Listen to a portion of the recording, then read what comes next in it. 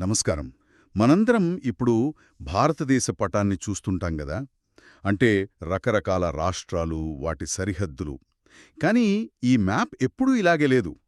స్వాతంత్రం వచ్చిన కొత్తలో ఇదొక పెద్ద గందరగోళం. అవును. ఆ గందరగోళాన్ని సరిదిద్దడానికే 1953లో ఫజల్ అలీ కమిషన్ వేశారు. ఈరోజు మనం ఆ కథ గురించే లోతుగా మాట్లాడుకోబోతున్నాం. ముఖ్యంగా హైదరాబాద్ రాష్ట్ర భవిష్యత్తు గురించి. అప్పుడు జరిగిన వాదోపవాదాలు, ఆ కమిషన్ ఇచ్చిన అసలు సిఫారసు ఏమిటి? చాలామందికి తెలియని కొన్ని ఆశ్చర్యకరమైన నిజాలు బయటకు రాబోతున్నాయి. అవును. సాధారణంగా రాష్ట్రాల పునర్వ్యవస్థీకరణ అనగానే అందరికీ గుర్తొచ్చేది భాషా ప్రయుక్త రాష్ట్రాలు. అంటే భాష ఆధారంగా రాష్ట్రాలు ఏర్పడ్డాయని అనుకుంటాం. కాని ఈరోజు మన చర్చలో ఆ ఒక్క అంశానికి మించి దేశ ఐక్యత, భద్రత, ఆర్థిక పరిస్థితి ఇలా ఎన్నో విషయాలను ఆ కమిషన్ ఎంత లోతుగా పరిగణించిందో చూద్దాం. కథ మనమనుకున్నంత సులభం కాదు. క్యారెక్ట్. సరే, అసలు మొదలు పెడదాం. ఇంత పెద్ద దేశంలో సరిహద్దుల్ని మళ్లీ గీయాల్సిన అవసరం ప్రభుత్వానికి ఎందుకొచ్చింది? అంటే స్వాతంత్రం వచ్చిన కొత్తలో పరిస్థితులెలా ఉండేవి? చూడండి, బ్రిటిష్ వాళ్లు వెళ్ళిపోయాక మనకు 565 సంస్థానాలుండేవి. 565. అవును. సర్దార్ పటేల్, విపి మీనన్ నాయకత్వంలో వాటన్నింటినీ భారతదేశంలో కలిపేశారు. కాని అదొక హడావిడి ప్రక్రియ. అంటే సమయం లేదు. అవును, అప్పటి పరిస్థితులు అలాంటివి. ఖచ్చితంగా. దాంతో కొన్ని రాష్ట్రాలు విచిత్రంగా తయారయ్యాయి. కొన్ని చాలా పెద్దవి, కొన్ని చాలా చిన్నవి. పరిపాలించడానికి ఏమాత్రం వీలుగా లేవు. స్వయంగా ప్రభుత్వ తీర్మానంలోనే దీని యాదృచ్ఛికంగా జరిగిపోయింది అని ఒప్పుకున్నారు. ఓ. అదే సమయంలో దేశవ్యాప్తంగా ప్రజల్లో ఒక కొత్త చైతన్యం వస్తుంది. మా భాష, మా ప్రాంతం అనే భావన బలపడి భాషా ప్రాతిపదికన రాష్ట్రాలు కావాలనే డిమాండ్లు అవి వెల్లువెత్తాయి. అంటే ఒకవైపు పరిపాలనాపరమైన చిక్కులు, మరోవైపు ప్రజల నుండి వస్తున్న ఒత్తిడి. నెహ్రూ ప్రభుత్వానికి ఇది కత్తిమీద సాములాంటిదే గదా. ఖచ్చితంగా. ఈ ఒత్తిడి తీవ్రమవ్వడంతో ప్రభుత్వం ఒక శాశ్వత పరిష్కారం కోసం 1953 డిసెంబర్ 29న ఈ కమిషన్ను ఏర్పాటుచేసింది. అదే ఈ ఫజల్ అలీ కమిషన్. అవును. దీనికి చైర్మన్గా సుప్రీంకోర్టు జడ్జ్ సయ్యద్ ఫజల్ అలీ, సభ్యులుగా ఎంతో అనుభవజ్ఞులైన హృదయనాథ్ కుంజ్రు, ఇంకా చరిత్రకారుడు, దౌత్యవేత్త అయిన కెఎం ఫణిక్కర్లను నియమించారు. వీళ్లు ముగ్గురూ ఎంతో గౌరవనీయులు, మేధావులు. సరే, కమిషన్ అయితే వేశారు. మరి వాళ్లకు ప్రభుత్వమిచ్చిన టార్గెట్ ఏంటి? భాష ప్రకారం రాష్ట్రాలు ఏర్పాటు చేసేయండి అని సింపుల్గా చెప్పారా, లేక ఇంకా ఏమైనా షరతులు పెట్టారా? ఇక్కడే అసలు విషయముంది. ప్రభుత్వం చాలా స్పష్టమైన ఆదేశాలిచ్చింది. వాళ్లు చెప్పిన మొదటి మాట దేశ ఐక్యత, భద్రత అన్నిటికన్నా ముఖ్యం. రైట్. దానికి భంగం కలగకూడదు. అస్సలు కలగకూడదు. ఆ తర్వాతే భాష, సంస్కృతి. వీటితో పాటు ఆర్థికంగా ఆ రాష్ట్రం నిలదొక్కుకోగలదా, పరిపాలన సజావుగా సాగుతుందా, ఓకే, ఇంకా దేశవ్యాప్తంగా జరుగుతున్న పంచవర్ష ప్రణాళికలకు ఆటంకం కలుగుతుందా, ఇవన్నీ చూడమని చెప్పారు. ఒక్క నిమిషం. అంటే దీన్ని కేవలం భాషా రాష్ట్రాల కమిషన్ అనడం కరెక్ట్ కాదనమాట. ఇది ఒక రకంగా దేశాన్ని సమగ్రంగా పునర్నిర్మించే ప్రాజెక్టు లాంటిది. అక్షరాల. ఇది కేవలం భాషా కమిషన్ కాదు. అందుకే దీని అసలు పేరు రాష్ట్రాల పునర్వ్యవస్థీకరణ కమిషన్. భాష అందులో ఒక ముఖ్యమైన అంశం, కాని ఏకైక అంశం కాదు. మరి కమిషన్ తమ పని ఎలా మొదలుపెట్టింది? ప్రజల అభిప్రాయాలను తీసుకున్నారా? తీసుకున్నారు. 1954లో ఒక పత్రికా ప్రకటనిచ్చి ప్రజల నుండి విజ్ఞప్తులు ఆహ్వానించారు. వచ్చిన స్పందన చూస్తే మైండ్ బ్లాక్ అవుతుంది. ఎంత?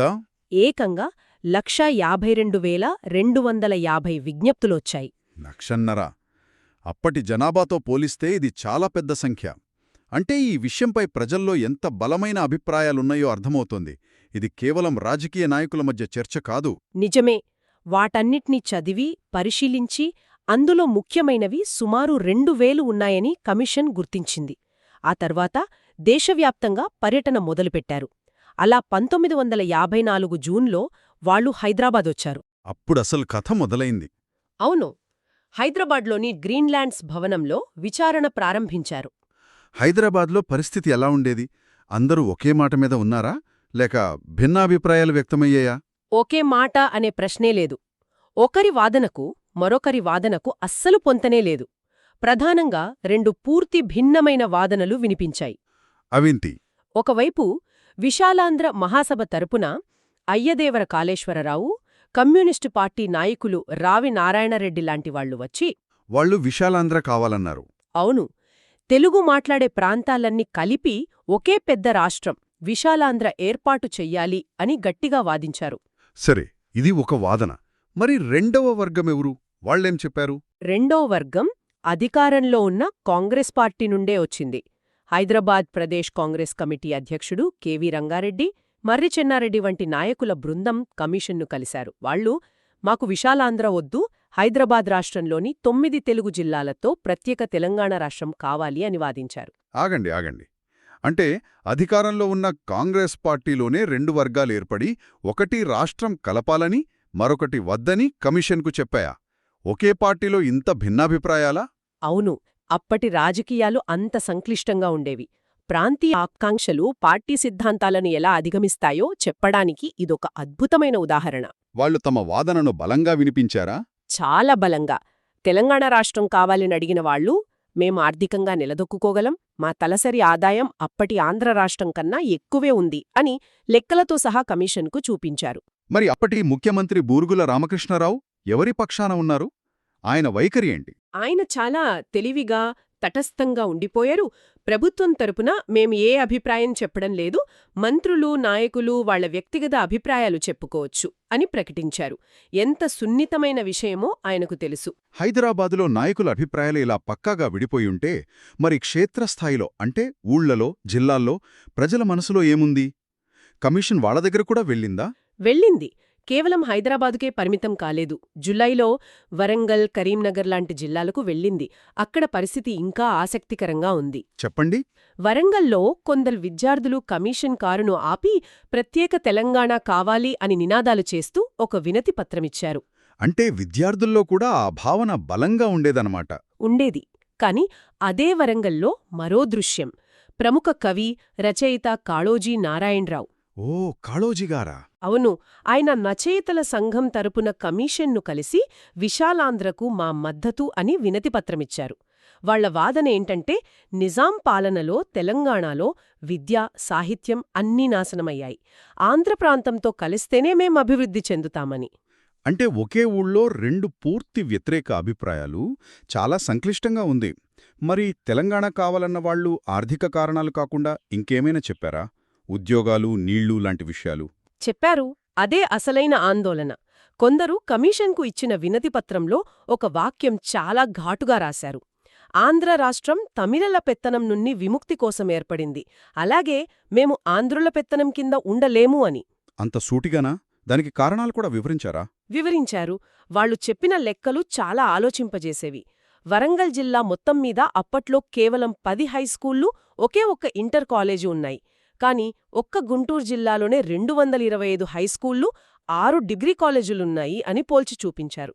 ఓహ్, తేడా చాలా ఉంది. అవును, ఈ విద్యాపరమైన వ్యత్యాసం వల్ల రాష్ట్రం కలిస్తే ప్రభుత్వ ఉద్యోగాలన్నీ వాళ్లకే పోతాయి, మాకు తీవ్ర అన్యాయం జరుగుతుందని వాళ్లు ఆందోళన వ్యక్తం చేశారు. ఇది వారి భయాలకు ప్రధాన కారణం.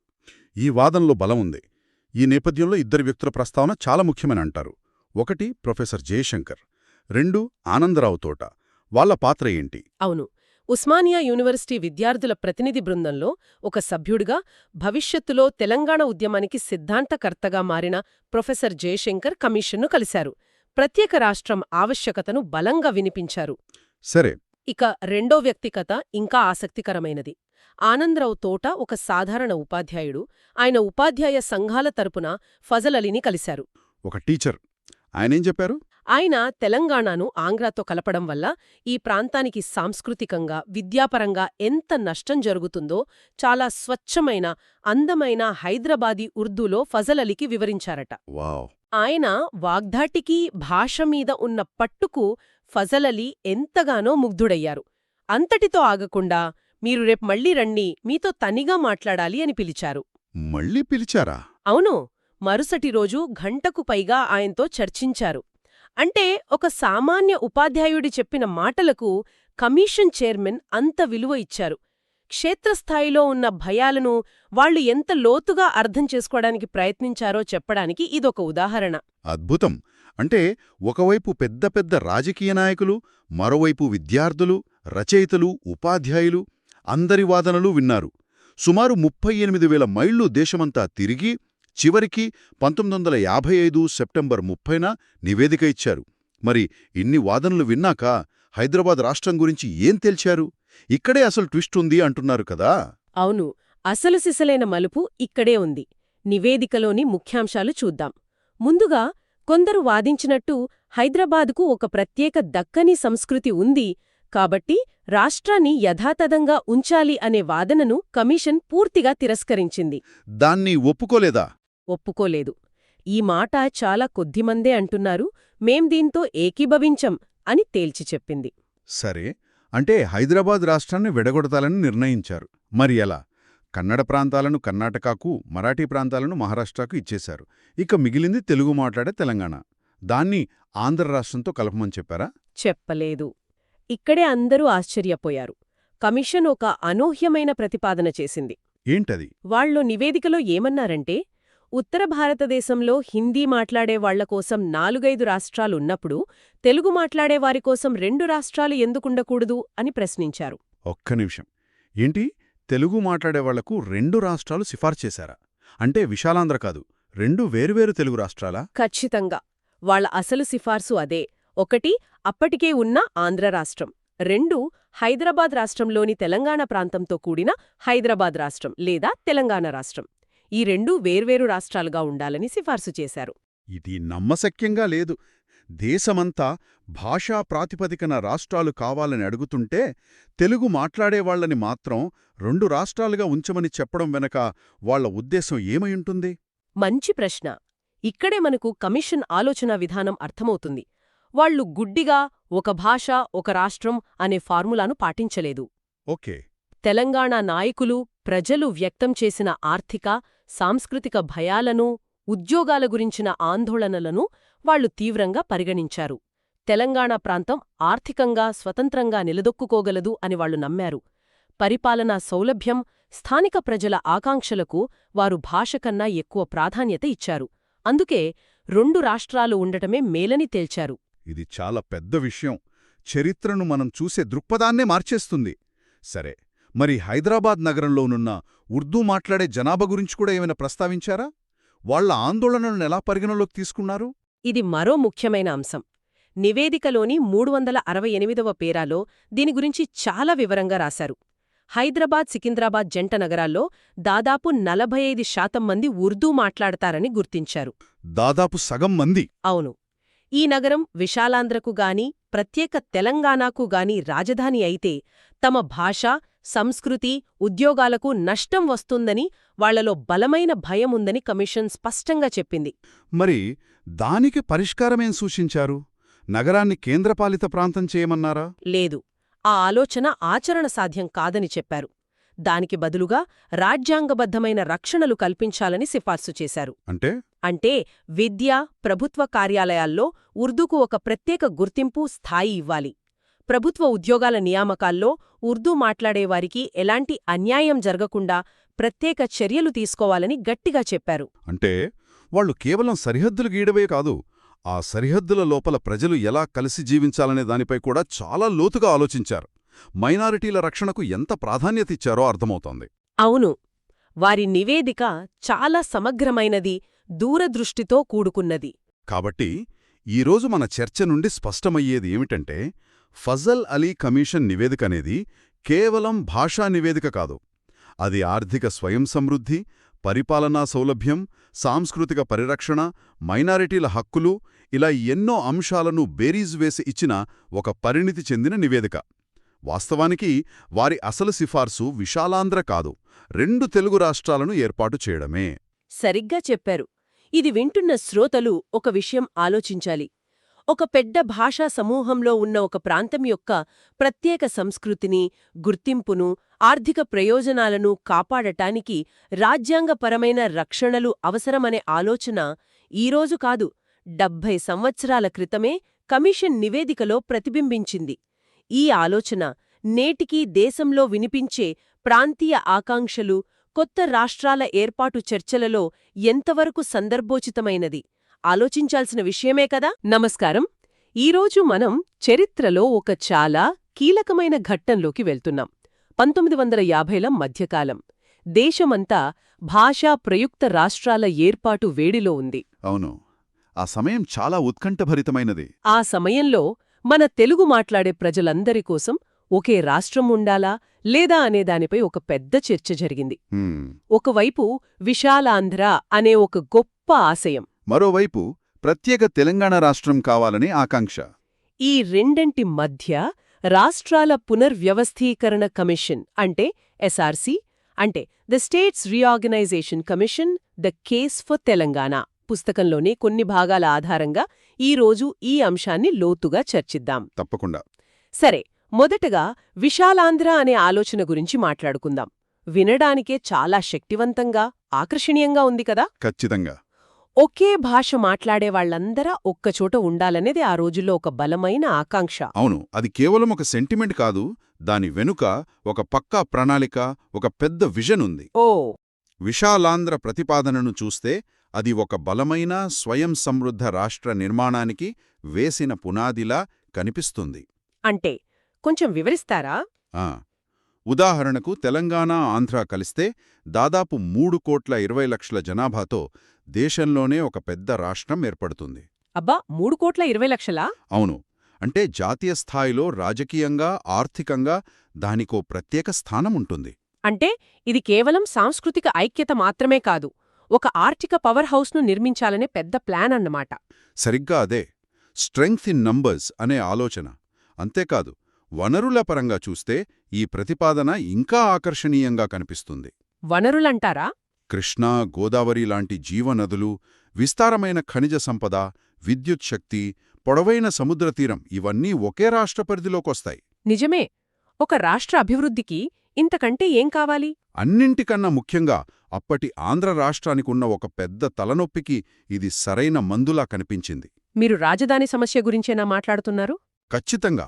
1953లో మద్రాసు నుంచి ఆంధ్ర రాష్ట్రం విడిపోయినప్పుడు వాళ్లకొక సరైన రాజధాని లేదు. అవును, కర్నూల్లో తాత్కాలిక రాజధానిగా ఉండేది కదా. అవును, ఒక కొత్త రాజధానిని నిర్మించడం అనేది ఎంత ఖర్చుతో, శ్రమతో కూడుకున్న పనో మనం ఊహించవచ్చు. అలాంటి సమయంలో విశాలాంధ్ర ఏర్పడితే అప్పటికే అన్ని హంగులతో అభివృద్ధి చెందిన హైదరాబాద్ నగరం రాజధానిగా సిద్ధంగా దొరుకుతోంది. ఇది ఆంధ్ర నాయకులకొక వరంలా కనిపించింది. కాగితం మీద చూస్తే ఇదొక పర్ఫెక్ట్ పెళ్లి సంబంధంలా ఉంది. మంచి పోలిక. ఒకరి దగ్గర మిగులు ఆహారధాన్యాలు, ఇంకొకరి దగ్గర బొగ్గు. ఒకరికి రాజధాని కావాలి, ఇంకొకరి దగ్గర సిద్ధంగా ఉంది. ఈ లెక్కలు చూస్తే ఎవరైనా ఎందుకు వద్దంటారు? మీరు చెప్పింది అక్షరాల నిజం. ఆ ఆర్థిక అనుసంధానం అనే ఆలోచనే విశాలాంధ్ర వాదనకు వెన్నుముక. మనకున్న సోర్స్ ప్రకారం ఆ రోజుల్లో తెలంగాణలో ఆహారధాన్యాల కొరత ఉండేది, కాని ఆంధ్రాలో మిగులు ఉండేది. ఓకే. అదే సమయంలో ఆంధ్రాకు పరిశ్రమలకు అవసరమైన బొగ్గు లేదు, కాని తెలంగాణలోని సింగరేణి గనుల్లో బొగ్గు పుష్కలంగా ఉంది. అంటే ఒకరికొకరు సహకరించుకోవచ్చు. అంతే. ఒకరికొకరిలా సహకరించుకుంటే రెండు ప్రాంతాలు అభివృద్ధి చెందుతాయనేది బలమైన వాదన. ఇది ఒకరినొకరు పూర్తి చేసే బంధంలా ప్రచారం చేయబడింది. అయితే ఈ లెక్కలన్నీ ఇంత స్పష్టంగా, ఆకర్షణీయంగా ఉన్నప్పుడు ఈ ప్రతిపాదనకు తెలంగాణ వైపు నుంచి ఎందుకంత వ్యతిరేకత వచ్చింది? ఈ అద్భుతమైన ప్రతిపాదనలో వాళ్లకు కనిపించిన ప్రమాదాలేంటి అసలు?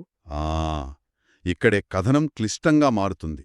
విశాలాంధ్ర వాదనలు ఎంత తార్కికంగా ఉన్నాయో తెలంగాణ వ్యతిరేకత వెనుకున్న భయాలు కూడా అంతే వాస్తవమైనవి. వాళ్లు చూస్తున్న కోణం వేరు. ఎలా? ఇది ఒక రకంగా రెండు కంపెనీల విలీనం లాంటిది. ఒకటి బాగా డబ్బున్నా, నిలకడగా ఉన్న కంపెనీ. రెండోది ఎదుగుతున్నా, అప్పుల్లో ఉన్న కంపెనీ. కలిస్తే బాగుంటుంది, కాని మా డబ్బు వాళ్ళ అప్పులు తీర్చడానికి వాడుకుంటారేమో అని మొదటి కంపెనీ భయపడినట్టుంది తెలంగాణ పరిస్థితి. ఆసక్తికరమైన పోలిక. అంటే తెలంగాణ ఆర్థికంగా మెరుగైన స్థితిలో ఉండేదా ఆ రోజుల్లో? అవును. అప్పటి లెక్కల ప్రకారం ఆంధ్ర రాష్ట్రం ఆర్థికంగా ఇబ్బందుల్లో ఉంది, వాళ్ల బడ్జెట్లో లోటు ఉంది. ఓ, అలాగా? కాని తెలంగాణ, ముఖ్యంగా హైదరాబాద్ రాష్ట్రం ఆర్థికంగా స్థిరంగా ఉంది. ముఖ్యంగా భూమి పన్ను, ఎక్సైజ్ సుంకం ద్వారా తెలంగాణకు స్థిరమైన ఆదాయం వచ్చేది. ఎంత ఆదాయం? మనకున్న ఆధారాల ప్రకారం ఒక్క ఎక్సైజ్ ద్వారానే దాదాపు 5 కోట్ల రూపాయల ఆదాయం వచ్చేది. అప్పట్లో 5 కోట్లంటే చాలా పెద్ద మొత్తం. చాలా పెద్ద మొత్తం. సో విలీనం జరిగితే తెలంగాణ మిగులు నిధులన్నీ ఆంధ్ర లోటును పూడ్చడానికి వెళ్ళిపోతాయని, దాంతో తమ ప్రాంత అభివృద్ధి ఆగిపోతుందని తెలంగాణ నాయకులు బలంగా వాదించారు. అర్థమైంది. నిధుల తర్వాత నీళ్లు. ఇదెప్పుడూ సున్నితమైన విషయమే. ఈ విషయంలో వారి ఆందోళనలు ఎలా ఉండేవి? ఇది చాలా కీలకమైన అంశం. అప్పటికే కృష్ణా, గోదావరి నదులపై తెలంగాణకు కొన్ని హక్కులున్నాయి. ప్రాజెక్టులాంటి ఏవైనా ఉన్నాయా? ఉన్నాయి. నందికొండ అంటే తర్వాతి కాలంలో నాగార్జునసాగర్, కుష్టాపురం లాంటి ప్రాజెక్టుల ప్రణాళికలున్నాయి. ఒకవేళ విశాలాంధ్ర ఏర్పడితే రాజకీయంగా, జనాభాపరంగా బలమైన కోస్తాంధ్ర నాయకుల చేతుల్లోకి నిర్ణయాధికారం వెళ్ళిపోతుంది. హ్మ్. అప్పుడు వారు తమ డెల్టా ప్రాంత ప్రయోజనాలకే ప్రాధాన్యత ఇస్తారని, తెలంగాణ ప్రాజెక్టులను నిర్లక్ష్యం చేస్తారని, చివరికి తమ నీటి హక్కులను కోల్పోతామని వారు తీవ్రంగా ఆందోళన చెందారు. ఇది కేవలం భయం కాదు, భవిష్యత్తు తరాల భద్రతకు సంబంధించిన వ్యూహాత్మక ఆందోళన. ఖచ్చితంగా. నిధులు, నీళ్లు, తర్వాత వచ్చేది నియామకాలు. బహుశా అన్నింటికంటే ఇదే ఎక్కువ భయపెట్టి ఉంటుందేమో. బహుశా అవును. ఎందుకంటే ఇది ప్రతి వ్యక్తి జీవితాన్ని ప్రత్యక్షంగా ప్రభావితం చేసే అంశం. నిజమే. అప్పటికే విద్యారంగంలో కోస్తాంధ్ర ప్రాంతం తెలంగాణ కంటే చాలా ముందుంది. హైదరాబాద్ నగరాన్ని మినహాయిస్తే తెలంగాణలోని మిగతా జిల్లాల్లో విద్యావకాశాలు చాలా తక్కువ. అవును, ఆ వ్యత్యాసముండేది. దీంతో ప్రభుత్వ ఉద్యోగాలన్నీ చదువుకున్న ఆంధ్రవారికే దక్కుతాయని, తమ సొంత గడ్డపైనే తాము 2వ తరగతి పౌరులుగా మిగిలిపోతామనే భయం వాళ్లని బలంగా వెంటాడింది. అంటే ఇది కేవలం ఉద్యోగాల సమస్య కాదు, ఒక ప్రాంతపు ఆత్మగౌరవానికి సంబంధించిన విషయంలా ఉంది. ఖచ్చితంగా. వ్యాపార రంగంలో కూడా ఇదే భయం. అప్పటికే వ్యాపారంలో ముందున్న ఆంధ్రావారు తెలంగాణను ఒక మార్కెట్గా, ఒక వలస ప్రాంతంగా మార్చేస్తారని ఆందోళన చెందారు. ఓ. ఈ భయాలన్నీ కలిపి చూస్తే పెద్ద భాగస్వామి అయిన ఆంధ్ర కింద తమ అస్తిత్వం, సంస్కృతి, ఆర్థిక ప్రయోజనాలు అణిచివేయబడతాయనే ఒక లోతైన అభద్రతాభావం తెలంగాణ ప్రజల్లో కనిపించింది. అందుకే వాళ్లు ప్రత్యేకంగానే ఉంటామని అన్నారు. అవును. తమ కాళ్లపై తాము నిలబడగలమని, సుమారు 17 కోట్ల రూపాయల ఆదాయంతో స్వయం సమృద్ధి సాధించగలమని వారు ధీనా వ్యక్తం చేశారు. ఒకవైపు ఇంత బలమైన ఆశ, మరోవైపు అంతే బలమైన భయం, ఈ రెండింటి మధ్య నలిగిపోతున్నప్పుడు ఎస్ఆర్సీ ఎలాంటి పరిష్కారం వైపు మొగ్గు చూపింది? వాళ్లు ఈ చిక్కుముడిని ఎలా విప్పాలనుకున్నారు? ఇక్కడే కమిషన్ పనితీరులోని పరిణితి, ఆ దూరదృష్టి మనకు కనిపిస్తాయి. వాళ్లు ఏ ఒక్క వాదనకు గుడ్డిగా తలొగ్గోలేదు. అంటే బ్యాలెన్స్డ్గా ఆలోచించారా? చాలా బ్యాలెన్స్డ్గా, రెండు వైపులా ఉన్న నిజాయితీని గుర్తించారు. మొదటగా వాళ్లు ప్రజాభిప్రాయానికి విలువిచ్చారు. విశాలాంధ్రకు ఆంధ్రాలో బలమైన మద్దతున్న మాట వాస్తవమే అయినా, తెలంగాణలో మాత్రం ప్రజలు ఇంకా ఒక నిర్ణయానికి రాలేదని, చాలామందిలో భయాలు, సందేహాలున్నాయని కమిషన్ స్పష్టంగా గుర్తించింది. అందుకే తెలంగాణ ప్రజల స్వచ్ఛంద అంగీకారం లేకుండా విలీనం జరగకూడదని తేల్చి చెప్పింది. అంటే ప్రజాస్వామ్య స్ఫూర్తిని గౌరవించారు. అయితే తెలంగాణ ప్రయోజనాలను కాపాడతామని ఆంధ్ర నాయకులు హామీలిచ్చారు కదా? ఇచ్చారు. శ్రీబా గొడంబడిక తరహాలో రక్షణలు కల్పిస్తామని చెప్పారు. వాటిని కమిషన్ పరిగణనలోకి తీసుకోలేదా? తీసుకున్నారు. కానీ చాలా విమర్శనాత్మకంగా పరిశీలించారు. జనాభా నిష్పత్తి ప్రకారం ఉద్యోగాల్లో వాటా, అభివృద్ధికి ప్రత్యేక నిధులు, ఇలాంటి హామీలు వినడానికి బాగానే ఉంటాయి. కానీ కమిషను ఒక ప్రాక్టికల్ ప్రశ్న వేసింది. ఈ హామీలు సరిగ్గా అమలవుతున్నాయో లేదో ఎవరు చూస్తారు? వాటిని ఎవరు అమలు చేస్తారు? నిజమే, ఆచరణలో ఈ హామీలు నిలబడటం కష్టమే. కమిషన్ కూడా అదే నిర్ధారణకొచ్చింది. వాళ్లు యునైటెడ్ కింగ్డంలోని స్కాటిష్ డెవల్యూషన్ లాంటి ఉదాహరణలను కూడా పరిశీలించారు. అంటే ఒక పెద్ద దేశంలో ఒక చిన్న ప్రాంతానికి రాజ్యాంగపరంగా కొన్ని ప్రత్యేక అధికారాలు, రక్షణలు కల్పించటమన్నమాట. ఓకే. కానీ కేంద్ర ప్రభుత్వం నిరంతరం మధ్యవర్తిగా, పర్యవేక్షకుడిగా ఉండకపోతే ఇలాంటి ఒప్పందాలు కేవలం కాగితాలకే పరిమితమవుతాయని కమిషన్ చాలా స్పష్టంగా చెప్పింది. ఆచరణలో మెజారిటీలో ఉన్నవాళ్ల మాటే చెల్లుబాటవుతుందని వాళ్లు గ్రహించారు. సరిగ్గా అదే. కేవలం సామాజిక కారణాలే కాకుండా పరిపాలనా సౌలభ్యం గురించి కూడా ఆలోచించినట్టున్నారు. అవును. అప్పటికే ఆంధ్ర రాష్ట్రం మద్రాసు నుంచి విడిపోయిన ప్రారంభ సమస్యలతో సతమతమవుతోంది. వారి పరిపాలనా యంత్రాంగం ఇంకా పూర్తిగా స్థిరపడలేదు. ఇలాంటి సమయంలో భిన్నమైన పరిపాలనా నేపథ్యమున్న తెలంగాణను విలీనం చేస్తే అది రెండు ప్రాంతాలకు మరిన్ని ఇబ్బందులు తెచ్చిపెడుతుందని కమిషన్ భావించింది. అంటే ముందు ఆంధ్ర స్థిరపడాలి. అవును. ముందు ఆంధ్ర తన కాళ్లపై తాను నిలబడాలని, ఆ తర్వాతే విలీనం గురించి ఆలోచించాలని సూచించింది. ఇన్ని కారణాలను విశ్లేషించిన తర్వాత కమిషన్ ఇచ్చిన తుది తీర్పేంటి? ఇది చాలా ఉత్కంఠగా ఉంది. కమిషన్ ఇచ్చిన తీర్పు ఆ రోజుల్లో చాలా మందిని ఆశ్చర్యపరిచింది. అది రెండు వర్గాల వాదనలను గౌరవిస్తూ ఒక మధ్య మార్గాన్ని సూచించింది. అటు ఇటు కాకుండా. అవును, విశాలాంధ్రవాదుల ఆశయాన్ని పూర్తిగా కాదనలేదు, అలాగని తెలంగాణవాదుల భయాలను కొట్టిపారేయలేదు. అన్ని అంశాలను పరిగణనలోకి తీసుకొని తెలంగాణ ప్రాంతాన్ని ప్రస్తుతానికి హైదరాబాద్ రాష్ట్రం పేరుతో ఒక ప్రత్యేక రాష్ట్రంగానే కొనసాగించాలని కమిషన్ సిఫార్సు చేసింది. వావ్! అంటే ప్రత్యేక తెలంగాణ వాదనకే కమిషన్ మొగ్గు చూపిందన్నమాట. ఒక రకంగా అవును, కానీ కథ అక్కడితో ముగియలేదు. ఇంకా ఉందా? ఉంది. దానికి ఒక అద్భుతమైన షరతును జోడించింది. అదే అసలైన మలుపు. ఏంటది? ఈ కొత్త హైదరాబాద్ రాష్ట్రం 5 ఏళ్లపాటు స్వతంత్రంగా కొనసాగుతుంది. ఓకే, 5 ఏళ్లు. ఆ తర్వాత అంటే 1961లో జరిగే సాధారణ ఎన్నికల అనంతరం ఏర్పడే హైదరాబాద్ రాష్ట్ర శాసనసభ 3/2 మెజారిటీతో విలీనానికి అంగీకరిస్తే 3/2 మెజారిటీతో. అవును, అప్పుడు మాత్రమే రాష్ట్రాన్ని ఆంధ్రాలో విలీనం చేయవచ్చు. అద్భుతం. ఇది ఊహించని పరిష్కారం. అంటే తక్షణ విలీనాన్ని వద్దని చెప్పి భవిష్యత్తులో ఆ నిర్ణయం తీసుకునే పూర్తి అధికారాన్ని తెలంగాణ ప్రజలకే వదిలేశారన్నమాట. వాళ్లచే ఎన్నుకోబడిన ప్రతినిధులకే. చాలా తెలివైన ప్రజాస్వామ్యబద్ధమైన పరిష్కారంలా అనిపిస్తోంది. నిజంగానే. ఈ 5 ఏళ్ల పరీక్షా సమయం వెనుక చాలా లోతైన ఆలోచనుంది. ఈ 5 ఏళ్లలో 2 రాష్ట్రాలు తమ పరిపాలనలో చక్కదిద్దుకోవచ్చు. ఆంధ్ర నాయకులు తమ చేతల ద్వారా తెలంగాణ ప్రజలలో నమ్మకాన్ని కలిగవచ్చు. ఆ భయాలను పోగొట్టొచ్చు. ఖచ్చితంగా.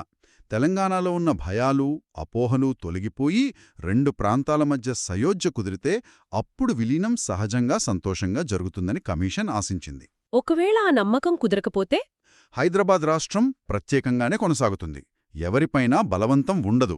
ఈ మొత్తం చర్చను చూస్తే కమిషన్ కేవలం భాషను మాత్రమే ప్రాతిపదికగా తీసుకోలేదని స్పష్టంగా అర్థమవుతోంది. అస్సలు కాదు. పరిపాలన, ఆర్థిక, భౌగోళిక అన్నింటికన్నా ముఖ్యంగా ప్రజల మనోభావాలను ఎంత లోతుగా పరిగణనలోకి తీసుకుందో తెలుస్తోంది. అవును, వారి నివేదిక ఒక రకంగా తెలంగాణ ప్రజల భయాలు నిరాధారమైనవి కావని, వాటికొక హేతుబద్ధత ఉందని అంగీకరించినట్టే ఉంది. నిజమే. నిధులు, నీళ్లు, ఉద్యోగాల విషయంలో భవిష్యత్తులో వివాదాలు రావచ్చని వారు ముందుగానే ఊహించారు. అందుకనే తొందరపడి నిర్ణయం తీసుకోకుండా ఒక అవకాశమిచ్చారు. ఒకరినొకరు అర్థం చేసుకోవడానికి, నమ్మకాన్ని పెంచుకోవడానికి. అవును, కేంద్ర పర్యవేక్షణ లేకుండా ఇచ్చే హామీలు పనిచేయవని నిర్మోహమాటంగా చెప్పడం వారి నిష్పాక్షికతకు, దూరదృష్టికి నిదర్శనం. ఈరోజు మనం చూసిన ఈ చారిత్రక పత్రం నిజంగా అద్భుతం. ఒకవైపు ఒక బృహత్తర ఐక్యరాష్ట్రం అనే గొప్ప ఆశయం, మరోవైపు ఒక ప్రాంతం తన అస్తిత్వం, భవిష్యత్తు గురించి వెలుబుచ్చిన లోతైన ఆందోళనలు. ఈ రెండింటి మధ్య సమతౌల్యతను సాధించడానికి కమిషన్ చేసిన ప్రయత్నం ప్రశంసనీయం. నిజమే. అయితే చివరికి రాజకీయ కారణాల వల్ల కమిషన్ సిఫార్సులు యథాతథంగా అమలు కాలేదు. అది వేరే కథ. అవును, అది మరో పెద్ద చర్చ. ఈ చర్చను ముగిస్తూ మన శ్రోతలను ఆలోచింపజేసే ఒక ప్రశ్నతో ముగిద్దాం. తప్పకుండా. ఒకవేళ చరిత్ర మరోలా జరిగి కమిషన్ సూచించినట్లుగా ఆ 5 ఏళ్లపాటు హైదరాబాద్ ప్రత్యేక రాష్ట్రంగా కొనసాగి ఆ తర్వాత శాసనసభ నిర్ణయం తీసుకునే ప్రక్రియను నిజాయితీగా అమలు చేసి ఉంటే, ఈరోజు తెలుగు ప్రజల చరిత్ర, వారి మధ్య సంబంధాలు, రాజకీయ, సామాజిక సమీకరణాలు ఎలా ఉండేవి? ఇది మనం